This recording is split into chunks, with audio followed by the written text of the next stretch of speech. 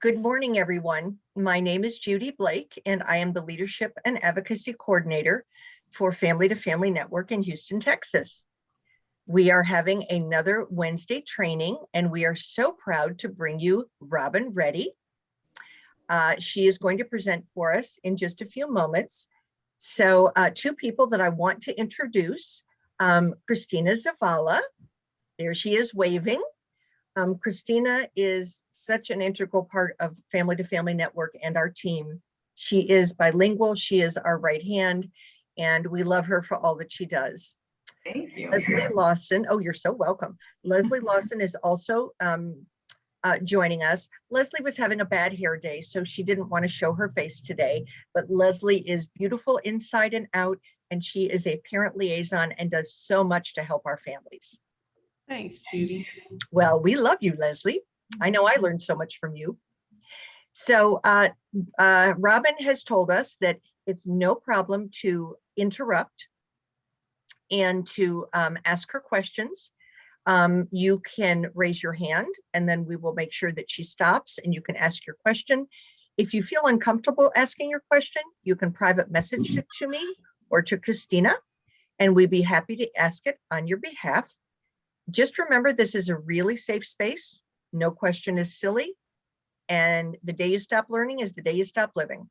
So I believe that every question is important. So Robin is going to go ahead and share her screen. And she's going to present for probably about 40-45 minutes. And Robin, do you want a reminder when it's about 12:50? Yeah, that's fine. If I don't seem to, do what I should at that time, then just give me a nudge. Yeah. Okay, no problem. I think I'll be able to, get through it. Sure. Okay, wonderful. And we thank you all so much for joining us today. We know that you have so much on your plate. This is a very challenging time, and we are grateful that you joined us to learn from really a leader in the field. Robin is founder of Lighthouse Learning Resources. She also is a strong advocate for our families. She truly believes in everyone collaborating, standing up for yourself, but collaborating at the same time. And I think that's really, really important. So Robin, thank you so much for joining us and for sharing your wisdom. Well, thanks, Judy. Thank you to Family to Family. So, hi, everybody. You have any question, you can put it in the chat. I won't see the chat, but Judy and Christina will, or you can raise your hand, whatever works. So I like you to be able to ask questions as you need, because if you're like me, if I even write a question down and wait till the end of a session, I can't, it doesn't have the same meaning for me. So whatever, I'm here for you. So I am an educator. I've taught both in public and private school. I am a mom. My youngest has dyslexia, and I am a sister to Laurie Lorraine Rettie, LLR, and my company is named in her honor. She is not with us anymore, so you can read about her history on my website if you choose. So as an educator, I'm going to give you the perspective of what educators go through, and then also as a mom, what I went through when I was trying to get Jordan to be evaluated for dyslexia. All right, one of the first things is that, let me get this, is like hiding the, oops, sorry.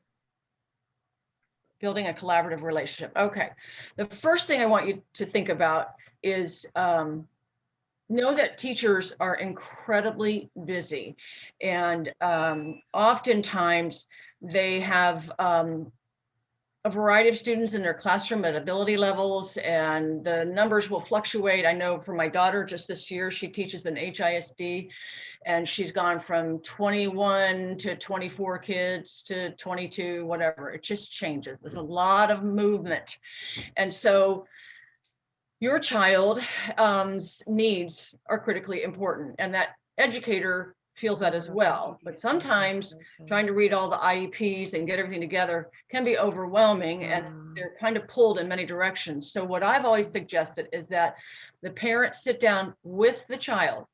Before we even get started, one thing I want to share with all of you is, as you're raising your child, doesn't matter how old they are right now, Don't do the do for them. Let them do everything. You're the facilitator. You're not the doer. So much research supports when mistakes happen and problem solving, that builds confidence. It creates the more activity in the neurons. It is the best thing to do. Making mistakes is learning, and that is okay. So when you're working with your child to create a one-page profile, and there are a plethora of one-page profile examples on, just do a Google search. And you allow the child to choose a picture that they feel represents them. You discuss, now this also creates self-awareness and bonding between you and the child. You have autism, you have dyslexia, in that case it was my daughter, you have whatever. And you, if I go into Baskin Robbins and there's only one flavor, it'd be boring, but there's 31 flavors. You're one of the flavors and you make the world exciting. You've got to keep them, help them understand that just because they're learning differently doesn't mean they don't have value and add wonderfulness to the world. The one-page profile allows you bonding, developing self-awareness, and your child is going to help create that one-page profile. There's a picture of themselves, then there is a list of what the strengths are, and then there's a list of what the challenges are. I apologize, but I do not like the word weakness. And I always refer to those as challenges. Everybody has challenges. So you have a list of challenges, and then you have a list of what the child says will help the child. I can't tell you how many individuals I work with that have no idea they're even on an IEP or what their accommodations are. So the more you, what we call demystify, share through the one-page profile development, the more that individual is empowered to understand who they are, how they learn, and just how beautiful they are. Help the child email that one-page profile out to their teacher, and it's a quick read, and that teacher looks at it and says, wow, this is so cool. I'm going to remember this kid.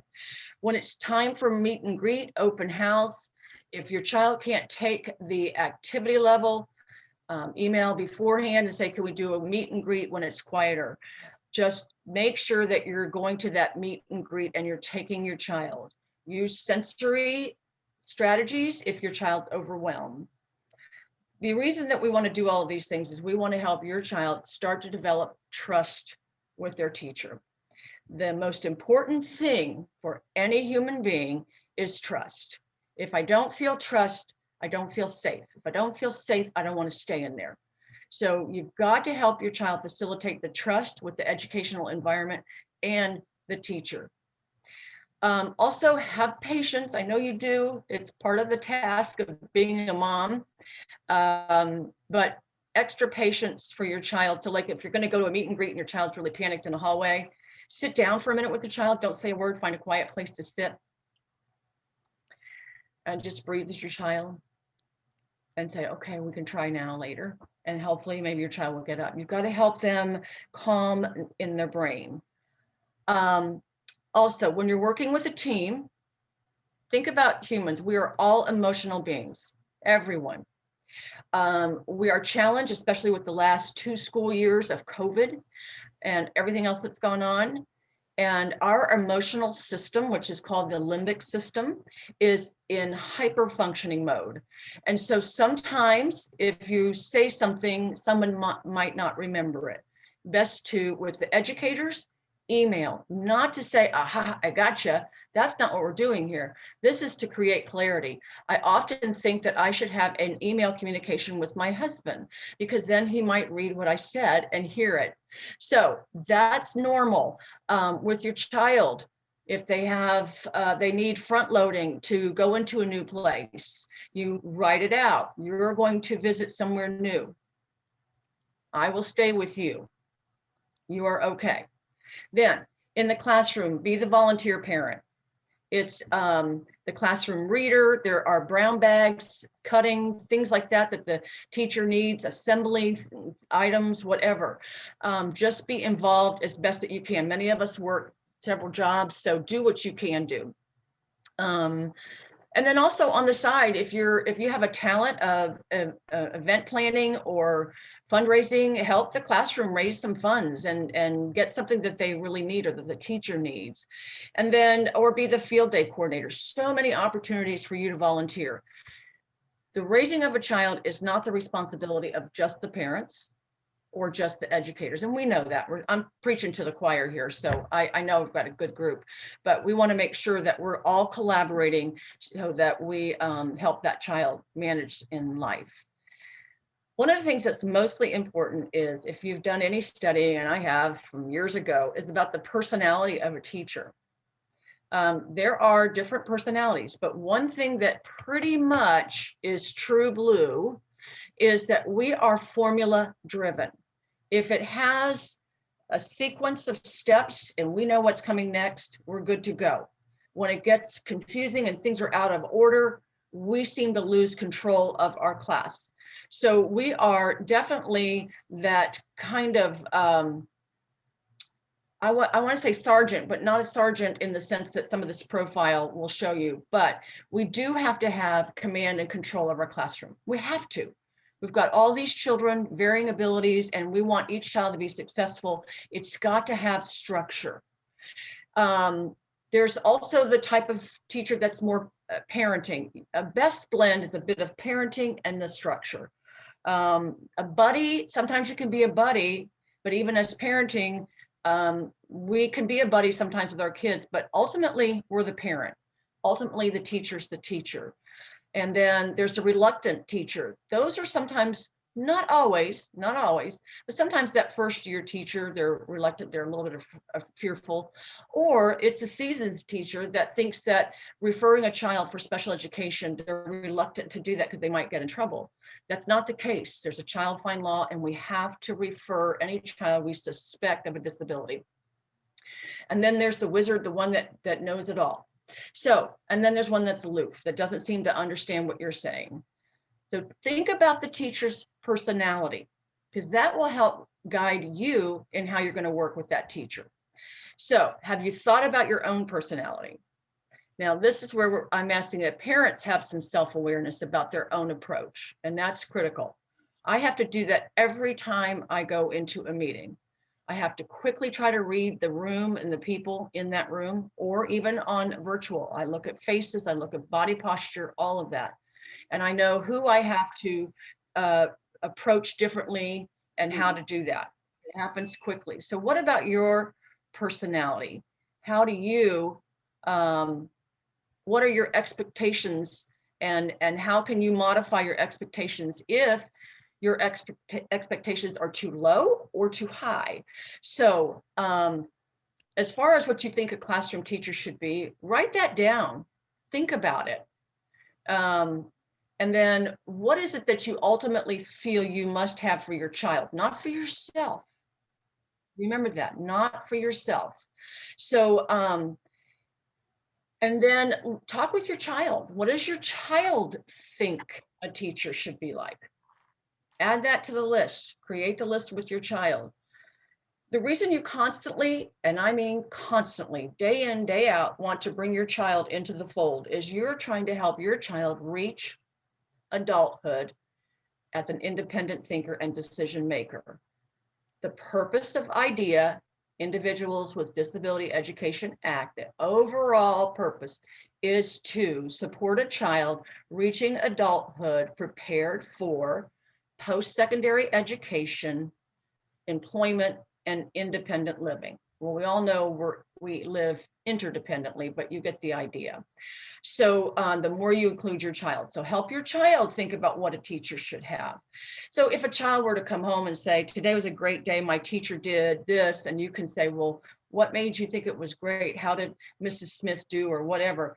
Then you have this list to help you dialogue with your child. Or on the opposite side, if your child comes home and says, today was a tough day, this happened, you can look at the list and say, well, what area did Mrs. Smith not support you in? And that helps with you continuing to build the relationship with the teacher and the child. The other thing is be realistic. The law does not say that the teacher has to be the best, and there is nothing in child rearing handbooks or guides that says the parent has to be the best. We are not going to be the best. It just doesn't happen. All of us make mistakes. Share your mistakes. Don't be afraid to do that. Show your child how you correct those mistakes. Be realistic with the teacher. The teacher is going to make mistakes. I've made mistakes all the time, every day. So when you're thinking about a teacher that maybe didn't do something that you think should have been done, think about it for a while before you say anything. Sleep overnight, because when your emotional brain is triggered, you're going to say something impulsive through an email. And so if you give it overnight, you might be able to tap in more of your rational brain to be more realistic and keep that bond and collaboration with the teacher. And then revisit and revise your list about teacher expectations as you go on. Your child has a long journey in school, and your list will change. I know it did for me with my children. So, all right. Okay, so let's think about the teacher's perspective. What do we know about a teacher? We often think, I can't believe that teacher is doing X.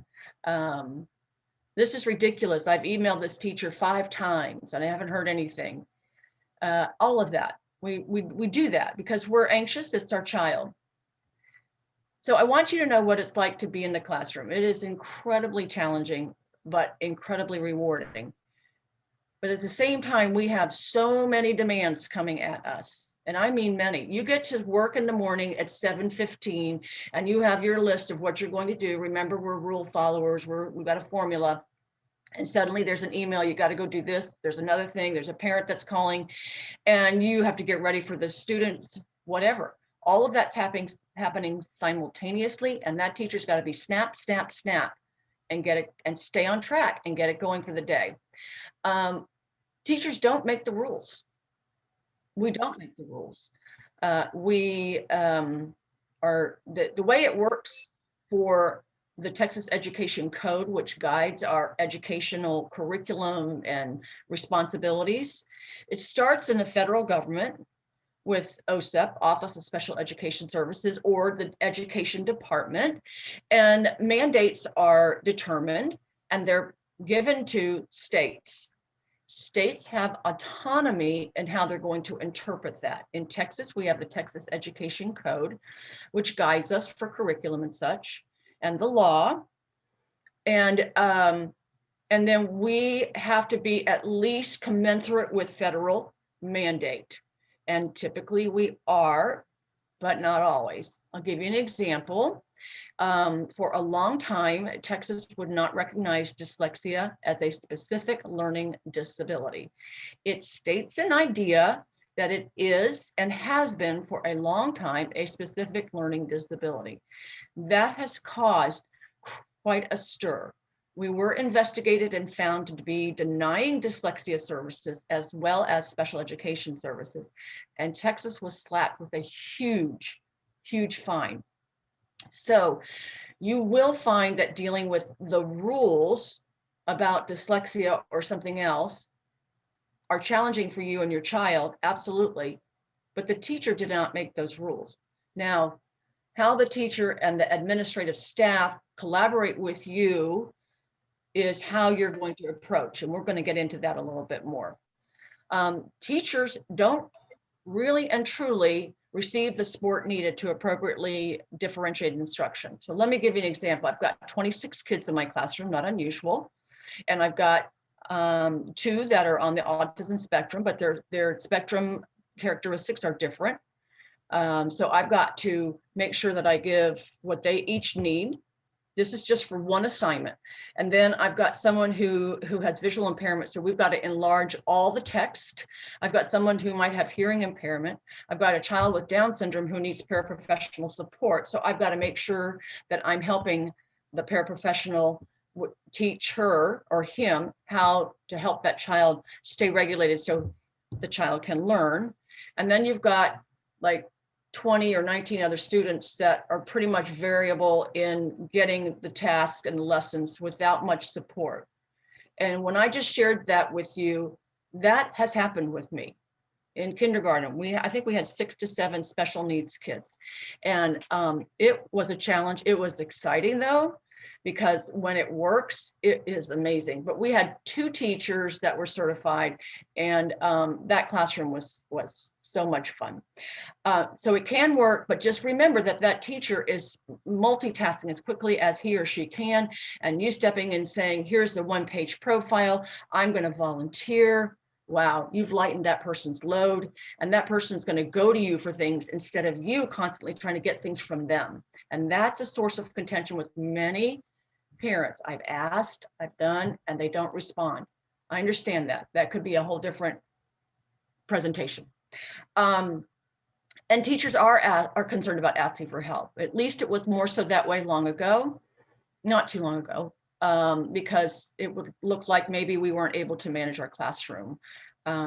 Teachers are learning more and more to go ahead and ask for that help. We are changing. Unfortunately, with COVID, it's caused a lot of stress for everybody. However, if there's a flip side, we now are seeing the seriousness of the challenge of special education. Parents are now seeing what teachers have gone through when they did virtual, and teachers are now seeing when they're at home with their own kids, trying to educate what the parents go through. But most teachers are parents, so they kind of get it. But anyway, I feel like we're getting a little bit better about asking for help. I'm hoping. And here's what I've noticed. Teachers have become defensive over the years. And the last time I was in public setting was 2007. And we would always try to work with the parents' requests. Now, we didn't always give everything we needed, but we would try alternatives and so forth. Today, it's met with a lot of, a brick wall. So that is why I'm considered an educational consultant. I don't want that brick wall to be built because nobody's going to get anywhere. And if you see a teacher being defensive, try not to take that personally. Just recognize that that teacher is overwhelmed. And if you're continuing to volunteer and collaborate, you may break that wall down and build a better relationship with that teacher on behalf of your child. And I have done that. I had a parent that came to me years ago. I gave up my planning in the morning. I did reading instruction with her child. And that parent seemed to, the first day of school, she said, I dropped my daughter off at 7:30 and Miss Rettie came walking up at 7:30. I want her waiting at the door. And I'm like, oh, that's my planning time. And I was just devastated. And then Miss Rettie didn't, something else I didn't do. And that little girl left with reading books, homework, the very first day of school. And I remember just being devastated. Well, as time went on, I let it go. I had to. I shed my tears and I just focused on the child, and that parent and I became very close. And when I did leave the school district, I ended up tutoring her child. So, I like the idea of sleep on the stress, and tomorrow will be a new day and it can change, and recognize that teachers are defensive, but there is a reason behind it. So can the barrier be broken? Yes. So if so, how? Let's start looking at this. The first thing is rights law. I don't know if many of you know about this, but there are a lot of teachers that have been through the years taking Pete Wright's rights law training. And as educators in the college, when we're getting our degree, we're not taught all the laws. We're taught some of it. And when we're coming into a district, our staff development isn't necessarily an in-depth look at IDEA or Texas education codes, okay, or administrative codes. So I highly suggest that educators take rights law because we are obligated. And so you want to make sure that you're following the law. All right. Because you want to, teachers want to. So the thing is try to eliminate your emotions or hold them at bay. And Pete Wright gives you the tools for doing that. And it's incredibly healthy. Even in any relationship, if you're emotional, that's the amygdala, that's the brain, to fight, flight, or freeze. It's at that moment when you realize you're ready to be argumentative or you're going to cry or whatever, you need to learn to walk away. Take a break, deep breaths, give it some time, come back a little bit later, or wait and sleep on it. Because you want to accomplish your goal, but if you're emotionally charged, it's hard to do that. And then if you're upset with an educator or an administrator, it becomes a battle and then things fall apart. So we don't want that to happen. So one of the things we do as teachers, as I said, is we're very schedule driven and formula driven, and we got to have chop, chop, chop. I have ADHD. I also have anxiety and self-diagnosed dyslexia. My youngest has dyslexia. It's in my family. For me, my executive functioning, which occurs in the prefrontal cortex of the brain, it has always been really compromised. And I couldn't figure out why. I'm so frustrated and self-doubt. But one thing I did do was because basically it was the only way I was going to function, because I was so tired of forgetting something, or someone saying, Miss Rettie, where's the whatever you said you were going to get me yesterday? And I didn't have it. So what I did with my own children is we were on a strict schedule. We knew our routine, what we were going to do. And after school, it was snack time and homework immediately. And I look back and I think, how did I do that? But it just was, I was not allowing myself to waver from that schedule. And here's the benefit of having a schedule. The child feels safe. You minimize the unexpected events by having a schedule. Now, you'll be flexible, the child will follow it, not, that can happen. But it provides some safety for the child, knowing I know what's coming next. This is what we do. I know when I get home, I have to have my snack and I have to start my homework. My youngest, dyslexia, we did a thing where she couldn't read. So I would sit down and do homework with her, because she would end up in tears and crying and, just a mess. And I'd say, let's breathe. We're okay. We're going to do, I do. So I would do a problem for her and she'd model, she'd watch me. And then I'd say, you do the next problem. And then we do the third problem. We go back and forth. I do, you do. And we would do the homework together. And that helps so much. Do not be afraid to do that with your child. So you can embed that in rules. Rules are important, all right? Coins in a jar. This is what I did with my kids for a long time. When they did something, even just randomly, that I thought was really awesome, act of kindness, or pick something up, and I just say, oh, here's a quarter, put that in your jar. At the end of the week, I would allow the kids to either choose to save that money, or we could go to the dollar store and shop. For your children too, one of the things to help them learn self-advocacy and speak up on behalf of themselves, you ask them when they come home, tell me one thing you did that you feel is right today. Tell me one thing. And they have to think for a bit maybe, and then you give them a nickel, a quarter, whatever, go put that in your jar. And then tell me one thing that you think you needed to rethink. Because at the end of the day, I don't know if you guys do this, but I do it. It's just a habit now. I reflect and review. What could I do differently next time? I always do that, because I have so much going on. I have to think, well, I got 6 things done, but there was 4 things I didn't do. And instead of beating myself up, I would say, okay, well, at least I got 6 things done. How can I attend to the next 4 tomorrow? How can I rethink that? And I would do that. So with the child, you're going to do this similar thing, and then help them rethink how they could, do something. It might be something like, Mrs. Smith said, gave me too many reminders to get my work done. All right. Okay. Well, what could you do the next time? Well, I was really tired and I wanted to have a break. Did you ask for a break? No. Are you allowed to ask for a break? Yes. What could you do next time? And I don't give the answer. What could you do the next time? Let them think. Wait. I could take a break? Sure. Write that down. Remember everything in writing. I can take a break. All right. So try it again tomorrow. And then you come back the next day and ask, did you take a break today? Yes, I did. Coin in a jar.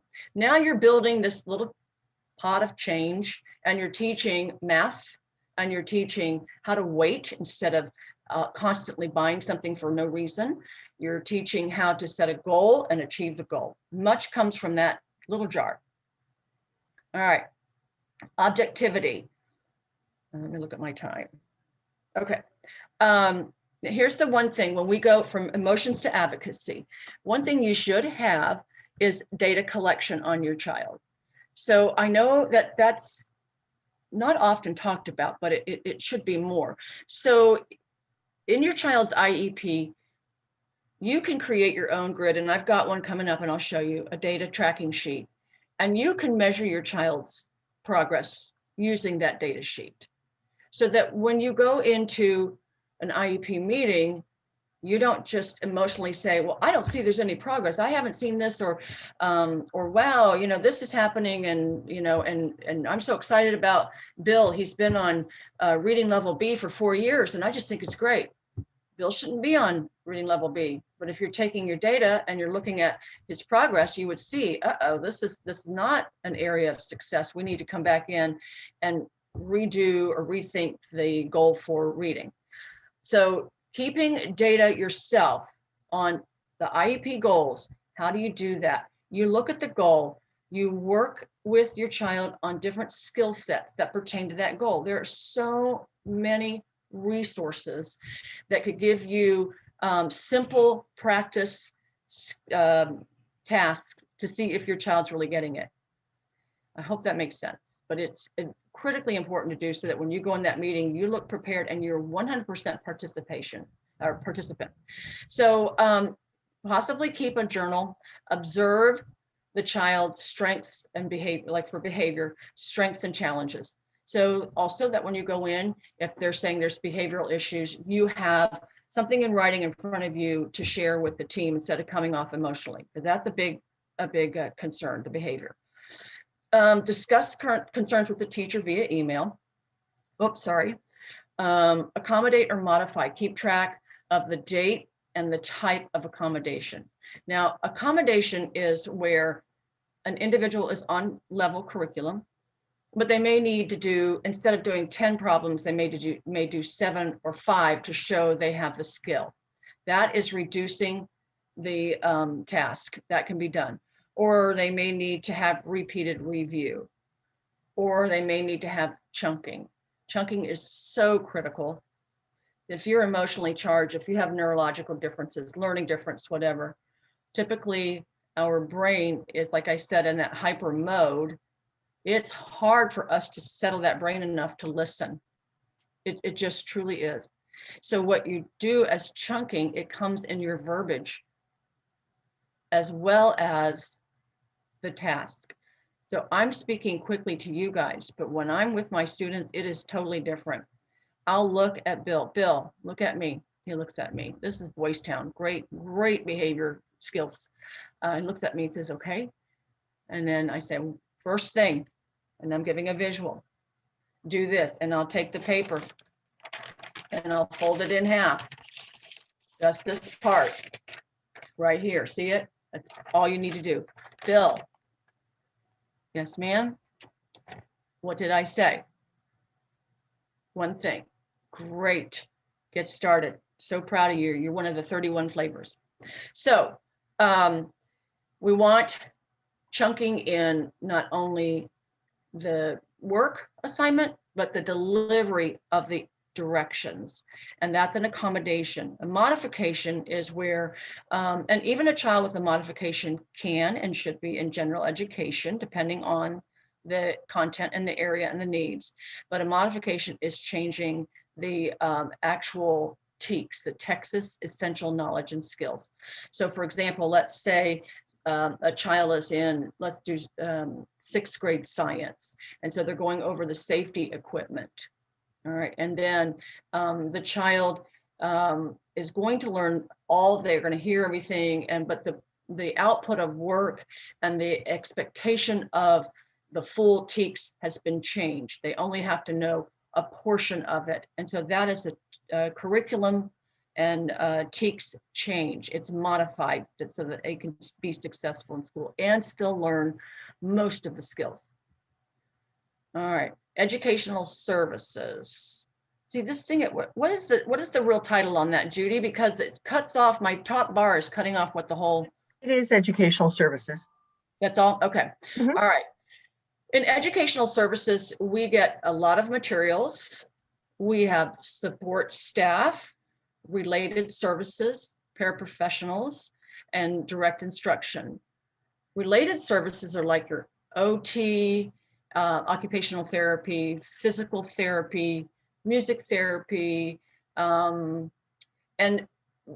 those are a big source of contention with me. And I know as an educator, we would like to have more of those services in our classroom because we're looking at a child reaching adulthood, prepared for post-secondary education, employment, and independent living. And if a child can't write, or if their mobility is compromised, I need to have those related services staff in the classroom as much as possible. That's not happening, you guys. And the reason that occurs is because it's considered not a disability. Well, a child who can't write and who has dysgraphia is finally now recognized as a specific learning disability. So we do need the OT in the classroom more often. Paraprofessionals don't typically get the IEP, which I think is such a disservice. They're the salt of the earth. So, but you can give them the one-page profile. And that helps them understand who your child is. The paraprofessional, you have the right to ask in an IEP meeting that you want that paraprofessional trained to specifically help your child. It can be specifically for your child, according to the IEP. So, and then if the paraprofessional is giving some direct instruction, of course you're going to want that paraprofessional trained. 90%, 95%, 99% of the paraprofessionals are wonderful people who would love to have that training. And then, and the teacher would love to have that paraprofessional support. In PE, adaptive PE, you can ask for that. Art, music, and library, your child should get all of this, all of it. They should be going to the library. I worry about life skills. Are they going to the library? And if music can't go, if it's too loud, too noisy in a music setting, figure out how you're going to get music for those kids. And ask for it, parents. Co-teaching and in-class support, two different things. Co-teaching is 2 certified teachers, which we stopped doing for a while, but it's starting to pick back up. Fingers crossed that it stays. And then in-class support is your paraprofessional. I've had a lot of parents worry about the changing of different paraprofessionals coming in. We are in a shortage of paraprofessionals due to COVID, and I understand that's complex. But what would help on your part with the collaboration? One-page profile. That'll help them. And then you get to know that paraprofessional. Accommodation modifications, already went over that. How IEP goals are applied during the school day. You want to check on that. So in the school setting, this is going on. So you know this. You can ask about all of these pieces in your IEP meeting. And don't be afraid, it's hard, I know that. Now, specialized support with an IEP. I'm not going to go over all of these, but I just want you to know, I just read something on Facebook this morning that a parent wants her child to have the tracking device, Angel Sense tracking device, and an administrator is telling her no. If it's in an IEP and it's needed because this child elopes or whatever, then that is allowable. So typically, sometimes educators will give you, during a meeting, a list of accommodations. There is no set list. If a child comes in, let me give you an example. I had a child who survived brain cancer and was significantly compromised. The cerebellum was damaged, motor control, speech, everything was compromised. And we did the typical, accommodations, but I also built in that I wanted time for him to have some services to help him with emotional regulation because he was devastated with what happened. And we built in different things. There's another young boy who had apraxia, a speech motor planning, and one of the best speech interventions for apraxia is called the association method. Very costly to do, 2 hours a day of not going to happen in school. So the speech pathologist and I teamed up and we created our own way to do that. And little kid had a ring of different cards each week with a different sound and picture representing those snake and then the s, and then each time he went to a classroom, he had to flip through 5 or 6 different sounds and say them and do the visual with it. And we kind of embedded components of the association method in his as an accommodation, that he would say certain sounds before starting any work. Saw that kid years later in his 20s. He'd read all the Harry Potter series, and wonderful, wonderful. So any of these things you can get and more. Do not think there's only one way to get accommodations. Chunking, we talked about that already. Then these are the accommodations. Repeat directions, do it slowly. Have the child restate in their own words. Let a child take breaks. There is so much research on movement and learning. The movement, the coordination it takes for movement passes through the area in the brain for memory, and it increases the memory. So breaks are critically important for everyone. Okay, if you're married, if you ever needed a break from your spouse, yes, that's normal. There's nothing wrong with that. Calming strategies for both parent and child. This is one of the areas that I stress in a lot of meetings, and I can't seem to always get my point across like I should. If there are calming strategies that we're going to work with the child to teach for life, it should be written out like a recipe. It should be practiced through role play, visual pictures, a social story, video modeling, taking a deep breath, and it should be pictures of the child. When they see it, they remember it. When they do it, they remember it. When it's in written form, they practice it. And so that information should go home to the family as well. So you're going to the grocery store and Bill has a meltdown. You can sense Bill's having a meltdown. You look at, maybe you have it on a ring, what his strategies are. Pull it out, say, Bill, remember what your strategies are. I promise you guys, this is one of the most valuable things you can do. I do a whole training on this, and I can tell you about that another time.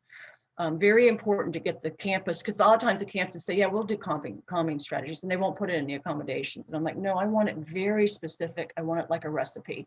Step 1, step 2, step 3. That's the teacher in me, the formula. Reading, writing, math support. I read, you read. All of that. Visual prompts, verbal praise. One thing I want to tell you that you should try to remember, and you can't even put it on the one-page profile. We often say, wow, you just did a really good job on such and such, or you didn't quite get that right. Try harder next time, something like that. I refrain from those kind of statements. What I like to say is, just then I saw you trying really hard. You put in so much effort. It doesn't talk about success or failure. Your effort, I just can't believe how much effort you put forth. That is a praise, and it can't be changed. It's going to always be a praise. Your effort. We want to motivate kids, praise them for effort. Don't want it again and again. That's that positive reinforcement. Okay. Okay, documentation. Robin, we've got about 10 minutes. Perfect. It's 12:50. We're So almost I want to allow time for questions as well. Yes. Documentation assignments. This is for assignments that are in general ed. Keep track of it. I'm going to send the copies of this to Judy. You guys can have a copy. I just made it. You can make it any way you want. You do keep track of assignments, and then you have data when you go into an IEP meeting. The assignments are different than the IEP. This is data collection on the IEP. In the box right here, you're going to write the IEP goal. This is you taking data on your child's IEP goal. Now, positive outcome. Please, please, please, please, please remember, do not do for your child. I can't tell you how many times I go to have a conversation with a child and the parent's there, and I'll ask the child a question and the parent answers for the child. I know, I'm a mom. I've done it myself. I know that we're thinking we're helping our child. No, I'm going to wait forever for that child to talk. And then the child will answer me. And then the child, I've found that some kids don't automatically talk because they know someone else is going to answer for them. Please put it on your one-page profile. Do not talk for my child. Let my child answer for him or herself. And then praise for effort. Behavior, coins in the jar. And then the active child, air disc, therapy balls, stand to learn, etc. Last, I think I'm pretty much at the last part, demystify.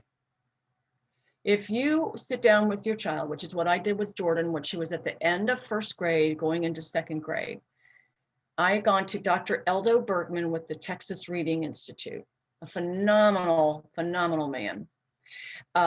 He was a former pediatric, stopped his pediatric practice to design one of the most valuable reading intervention strategies. And so I took his MRIs that are in Dr. Sally Shayewitz's book in Overcoming Dyslexia. I took his pictures of his MRIs of pre-intervention and post-intervention. And I sat my little Jordan down. I said, the left side of your brain, called the Broca's area, it's supposed to process the smallest unit of sound. For some reason, in some people, it doesn't do its job like it should, but your right brain is always working. And that kind of is like, you like to think of creative things. And so what we do through the instruction is it helps the left brain start sharing the task and the responsibility of understanding sounds, those phonemes, not a hearing thing. It's the phonemes of processing the sounds of the brain. And I shared with her that Walt Disney was dyslexic, and other people, we looked, we Googled. She just thought she was the bomb diggity dog. She went to swim lessons one night, jumped out of the pool. I'm standing across from the pool, and she looked up at the coach, and she's really little, and she had a green bathing suit. I remember she had tags on her shirt. She says, "Hey, I have dyslexia, and I have no idea what you just said. Can you say that again?" And I was like, so demystify. If we're taking our child to the doctor, if we're having IEP meetings about the child, if the parents are discussing the child at night and the child doesn't know why, they're going to internalize it as something must really be wrong with me. So the best thing, if you walk away with nothing but the fact that you're going to demystify your child and say, you are one of the 31 flavors of life, your brain, your body, whatever, does this way, somebody else does it that way, you know, somebody else, whatever, we're all different. You're one of the 31 flavors and you make the world a better place. But here's what's happening with you. If that's all you get today, I've done my job. Okay, so benefits of being in this together. It's tough to be a teacher. It's tough to be a parent. It's tough to work, maintain a home, and teach. How are we different? Before and now has always been the same. We are all different, and that will never change. Okay, some of the things I do want to tell you, tomorrow I am announcing a new project I've been working on for a long time, years and years of research. I totally believe in understanding the brain. Teachers are not taught the science of the brain in college. Here we are trying to teach children to learn, and we don't know about the brain. So I am starting my Shopify account, which is all rooted in science, and it's called Senso Science. And it will, each product gives you what you should do and how you should use it, why you should use it, information about the brain, the limbic system, the 8 sensory systems, and our central nervous system. I don't think that, and if you listen to Dr. Temple Grandin, the first thing she says, if you don't address the central or the sensory system, it's difficult to learn. Sensory occurs across the board: Down syndrome, anxiety, autism, learning disability, being a mom. It's just part of our world. So I'm hoping that that I've given you something that you can use and know that there's so much more to learn. All right. Did I get done in time? You were fantastic. Okay. So I'm going to have you leave that screen up for just a second so that before we get to questions. So there were a few people before we do that signed on, and I need to know the name you registered with. So I sent you a private message. So if you could just respond to me. And the people were iPhone, George, Griffin, and Florence. If you could just send me a private message and let me know what you, the name that you registered with, I would really appreciate it, because I want to send you Robin's PowerPoint slides and the link to the recording. And I can't do that if I'm not sure who you are. So if you could do that, that would be great. And Robin, if you could go ahead and stop sharing your screen. Okay. Oh, okay. Thank you so much, Florence. I appreciate that. Thank you for responding. And questions for Robin. That was a great presentation. And You know, parents ask us all the time, and Leslie will tell you this, my colleague, and Christina will tell you this, you know, what's the best school district? Mm. And I always say, there's no such thing as a good or bad school district. It's the teachers within the district, and furthermore, how the teacher connects with your child. Right. I have met between both of my sons some of the most amazing teachers, and they were fabulous. Yeah. But the kids in the class, the makeup of the class didn't gel with my sons. So it just wasn't a great year for that reason, no matter how fabulous the teacher is. So there's so many factors that go into a successful year. You touched on so many of them, and we really, really thank you for that. So Thank you. No, kudos to you. Questions for Robin?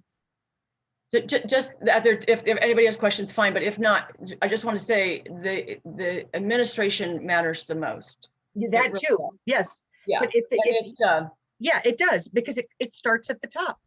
thank you, Carmen. It definitely starts at the top. So I did just receive a private message. Let me get my reading glasses on. And please don't forget iPhone, Florence, and no, Florence, I got you. iPhone, George, and Griffin, if you could please tell me the name that you registered with, that would be great. So someone sent me a private message. Hi, I have a 4-year-old daughter who was evaluated last year and was not eligible for special education services. She is diagnosed with selective mutism and generalized anxiety disorder. This year in the virtual setting, it has been extremely challenging. She doesn't want anyone to see her, so we keep the camera off. We will be switching districts for the upcoming year. What can I do to help her get the support she needs? Do I need to request a re-evaluation in the new district? And before Robin answers that, I want you to know my heart goes out to you and to your family. I know about selective mutism from a dear friend of mine, and it is very, very challenging. So, and I also want you to check out Texas Project First. Christina, if you could type that website in the chat box, that would be great, because that explains your rights as a parent. And Robin, I'm going to have you go ahead and answer that question. Yeah, we know the sooner you get in to support a child with the anxiety that they're feeling. I don't know what assessments you've already had, if any, because she's it's your daughter, right? Yes, it is a 4-year-old daughter, correct. Right, very young. Selective mutism is real. I've worked with several people with it. It is rooted in anxiety. It does occur in the limbic system, and it's very challenging for an individual. And the fact that you said she doesn't want anybody to see her is real. And so you're going to go to a new district. First of all, make sure when you're leaving the current district that you have all your documents in order, and you should have a binder or electronic file that has everything by the year 2020, 21, and all her documents in it, and then next year 21, 22, so forth and so on. When you get to the new school, when you're enrolling her, I highly suggest that you request an IEP and ARD meeting right away to discuss what they can do, and hopefully they'll be more supportive of her. If you have medical information for the diagnosis of selective mutism, then get that into the school as well, the new school. And then team up with them. Like I said, write a little 1-page profile, get everything out in the open, and know what remember we talked about making a list. What are your questions? What are your expectations? Get that down written so that when you're navigating the system where you've already experienced denial in one, you don't want to repeat that. And so, I wish I knew more. I could give you more specific details, but in the next district, everything goes in and you call for a meeting really pretty quickly because you want to get into that quickly. Let me just tell you though, that selective mutism, she's very, very young. And she probably would benefit from DIR. That is a therapy / speech, OT, all combined. Sharon Duvall in Houston branched away from Monarch. She is excellent. DUVAL, Sharon Duvall. She is an expert in DIR. What that does, it's a type of approach where they get to the level of the child. They're on the ground playing with the child, because I wish I could show you my cat. If I come at my cats, or if I come out at my students with autism too quickly, that central nervous system and everything sends up a red flag of fight, and it shuts them down. They freeze. Okay, they freeze. And more than likely that's something that's happening to her. But if she gets in a setting early, typically insurance will pay for that. Mhm. And they start working on helping her emerge out of this fear, she has every single solitary possibility of emerging out of that. Do not think that's who she's going to be forever. Absolutely. And I think it's really important. And just so you know, Mama, in DIR, it's floor time therapy. And they Yes. call it that because the parent is getting on the floor to interact with the Yes. child. Yes. And please know that the young lady that I knew that had selective mutism, you'd never know it today, and she's in her 20s. Yeah. So I want to give you hope, and I would definitely email Robin and ask her your thoughts. And it's possible that maybe you need some support at your next ARD meeting. Remember that if you disagree with the ARD committee's decision, you can request an independent evaluation. Yeah, there's And so much to do in that process. If they deny you something, they're supposed to give you what's called PWN, prior written notice. What it means is they're supposed to give you a written notice of why they're denying it and what they'll do in place. Absolutely. And if you get that's a procedural violation, whatever. I don't like to go there. Let's just get on track and help the child. She's so young that you are actually on track, Mom. So yes, definitely. yeah. There is a survey link that Christina posted in the chat box, and it's 104. If you have to sign off, please do complete that survey link. The more we know, the more we grow. We have a couple of more questions. Amy, I love your cat. I have 6 in the room with me right now. Oh, there you go. Another parent asked, or a lady asked, what if we experience plateau on the development when we feel like the child isn't regressing nor improving? Not that anything is wrong with the current services they receive, but as a parent, we always wonder if we're doing things right. Thank you. And trust me, I know how that feels. I wondered all the time with my kids. And we have another question after that. Okay, really good. Let me ask you, I'm 63, soon to be 64. I have not yet plateaued. That is one of the reasons why I resigned mid-year from the local district, because my sister didn't do well in her life. And when they said to me that my student had plateaued, I said, excuse me, I'm gonna say a bad word. Oh, hail to the no. And I said, and so I left mid-year and came back. And at that point, I was an advocate, and I filed on behalf of that child, and we continued with getting speech services. None of us plateau. We plateau when we're gone.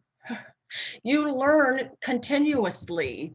That's a myth. So it could be, though, that right now, what's going on with your child is and I don't know, they're solidifying some of those skills. But if it's been going on for 2 years and they're not reading anymore, or they're not advancing in math anymore, you do need to look at the delivery of how, and that's where as my background, because I'm an educator, I know what you should be doing for math and reading.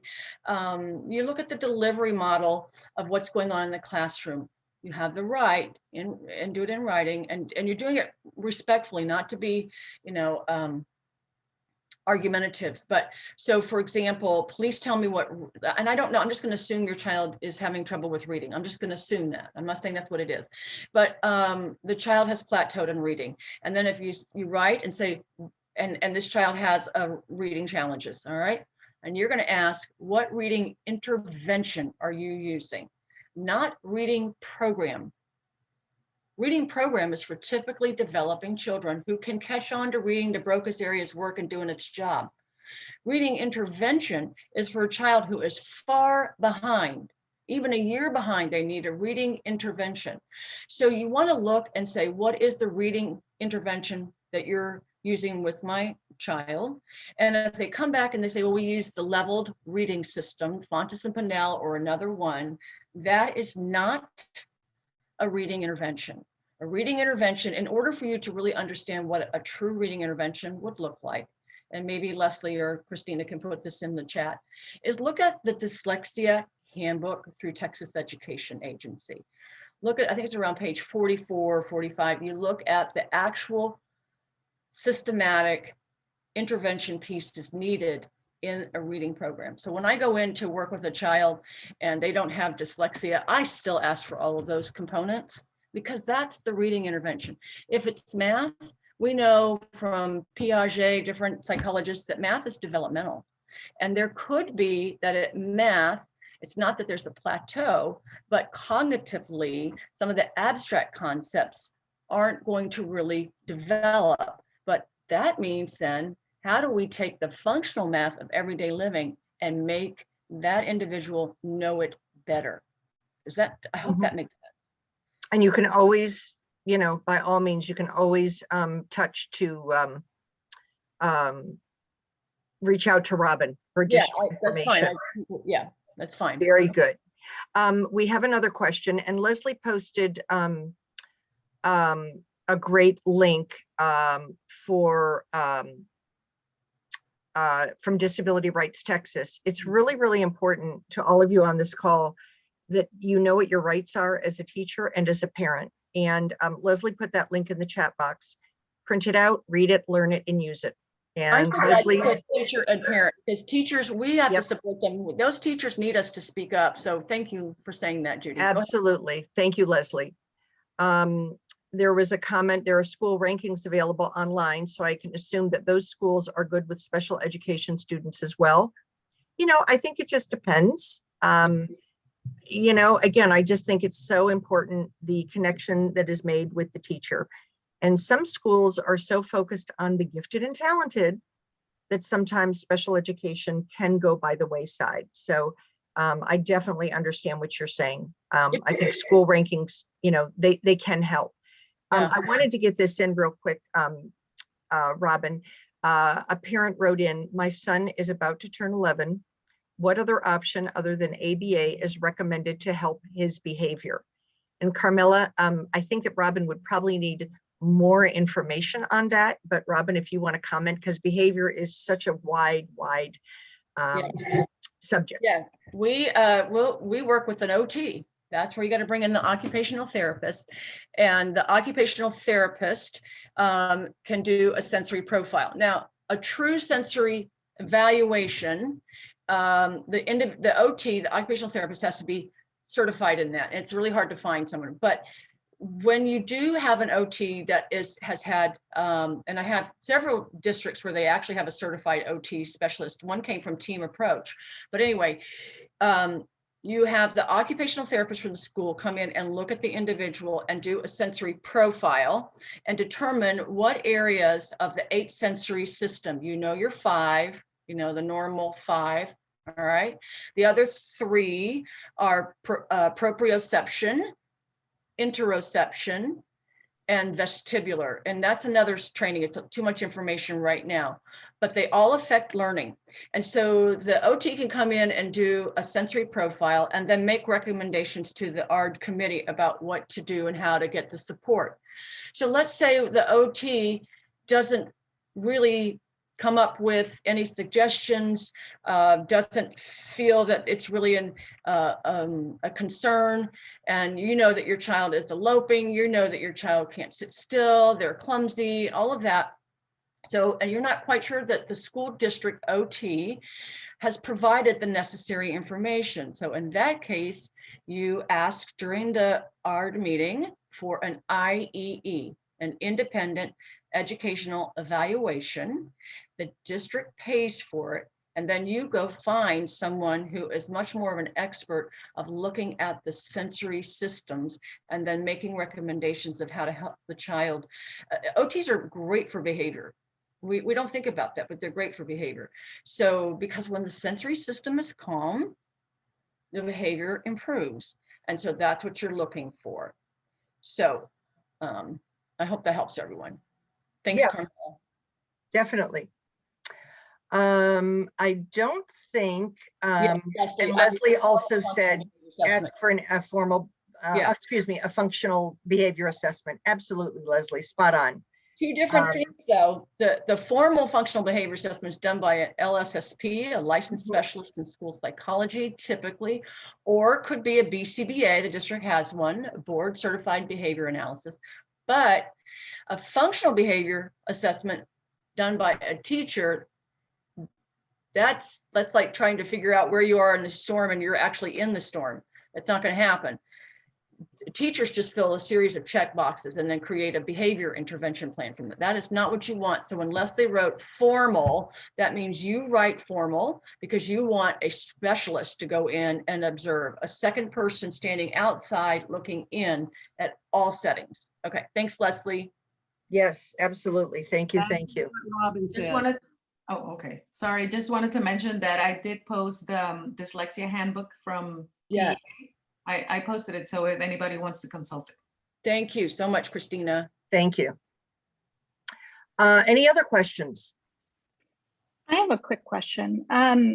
Just kind of going along with what Robin was saying before, with the sensory and OT.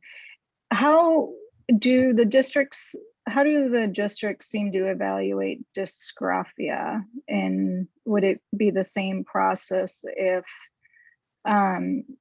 my son is in second grade and he still consistently flips his numbers, and I have an OT evaluation scheduled, but would it be the same process as if they say no, he doesn't, then I could request that independent evaluation? Okay.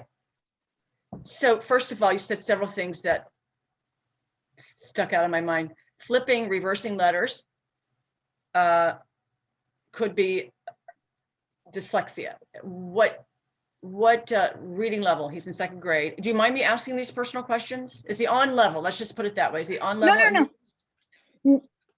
No, he's not on level, and I have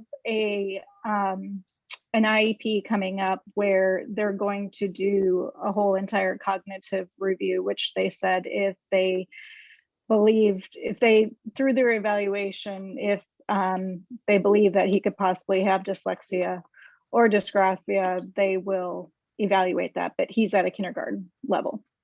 Okay. And he's 8, so I already held him back for pre-K. So yeah. Is this his first evaluation with the district? no, he's on the spectrum, and he had a lot of behavior issues, and now his behavior is starting to calm down, but his learning is right. He struggles in reading. Yeah. So number one, an OT to help with the sensory, definitely. Okay. Really, you need the OT to get in there and look at the sensory and then the fine motor.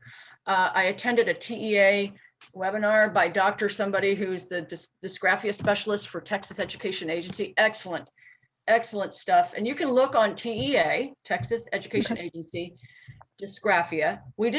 Texas didn't used to recognize it, and it'll give you some of the criteria you're looking for. Oftentimes, some people will say, no, he's writing okay. And I'll give you some samples. So you want to look for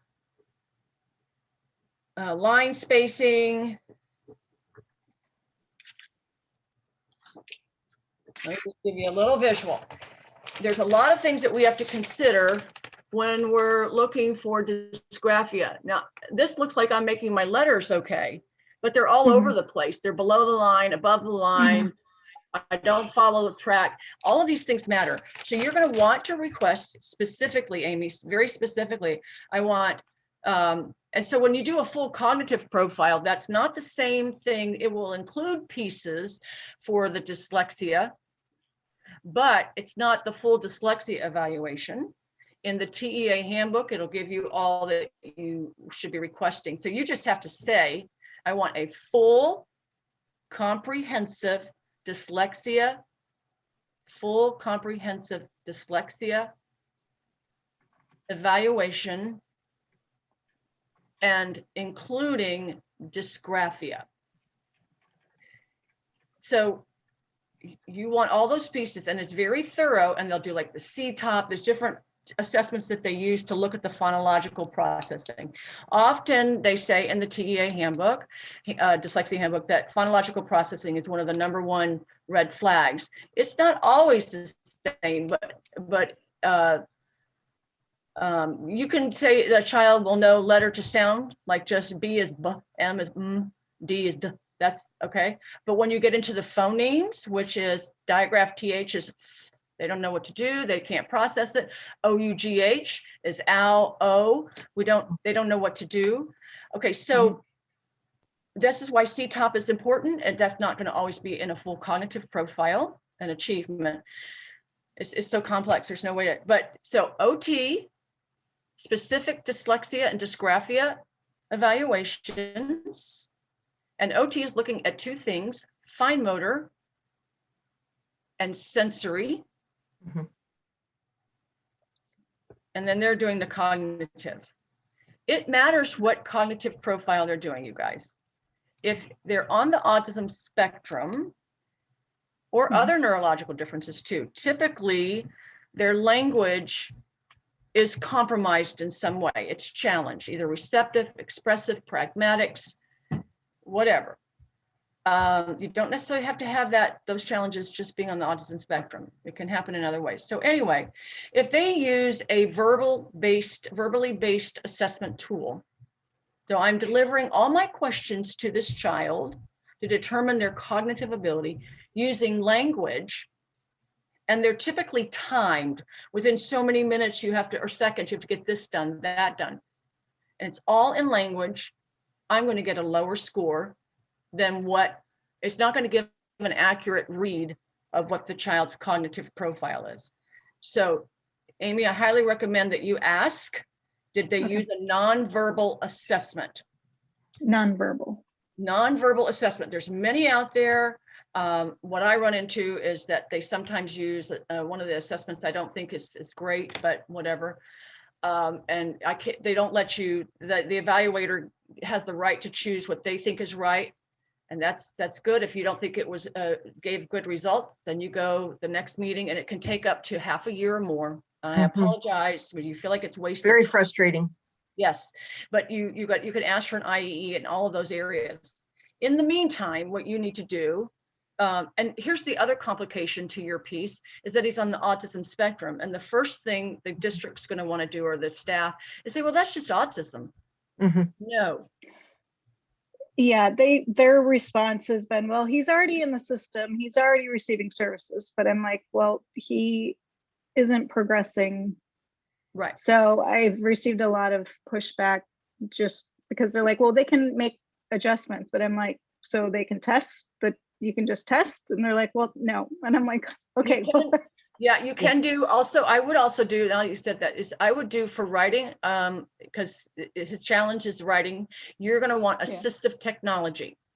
Yeah, he just started I that. give kudos to Cypher ISD. There is Charlotte Jordan does their assistive technology evaluations. One of the best I've ever read for years. I used to work with her. Amazing. Shannon Page is a speech pathologist with Region 4, and she's the one that brought a lot. She did a huge grant for this Cypher ISD, and now she's the guru with assistive technology. She goes in and trains schools. We have really upped assistive technology, and so. But we have a ways to go. And what you can do, Amy, is look on Texas Project First, and if you put in the search box assistive technology, again, it tells you what your rights are. All those pieces that hopefully would put a puzzle together as to what you want your child's IEP to look at or look like. Don't let them say he can't. Yeah, I agree with that. No child ever rises to low expectations.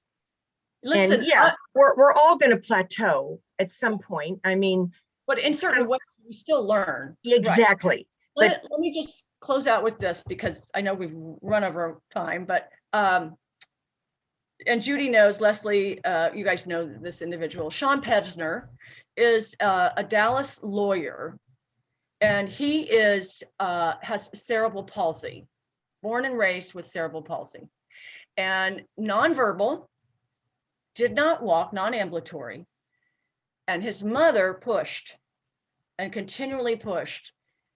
Y'all, he is a lawyer. He passed the bar exam. When he goes in to litigate, he uses an augmentative device and everybody listens. Never, ever say your child can't. Now, is that easy for you? No. Self-care, parents, self-care. Take time for yourself, love yourself. Know that you're one of the 31 flavors and very much needed. So I hope that's it. Amy, we hope that helps, and feel free to reach out to us, reach out to Robin. We want to make sure that your child is learning and growing and that he is being supported. Okay, thank you. Really important. It is 1:22. I can't thank you all enough for joining us. Christina posted our next presentation, which is going to be on, let's see, April, let me look on my calendar, April 14th. We are going to be having an amazing presenter. She's a mom. She is fabulous. Oh, Faith, we're so happy you enjoyed it. Thank you so much, this talk. Gail Fisher is going to be joining us. She's going to be talking about the emergency game. You know, our kids, all kids can be vulnerable, and she talks about entrapment and what to look for, and making sure that our kids are protected. So she's going to be presenting as well. Would love for you all to join us again, but we know you have very busy schedules. So I will be sending you a copy of the recording along with Robin's PowerPoint slides. So Robin, thank you for sending those to us. It was so wonderful to have you today. We are going to sign off, and I thank you all so much for being with us. Thank you. Take care. And great questions. I love you. the interaction. That's what makes these presentations so meaningful. Thank you all. Thank you guys. Take good care. Bye-bye. Thank you, Robin. Amy, I love your cat.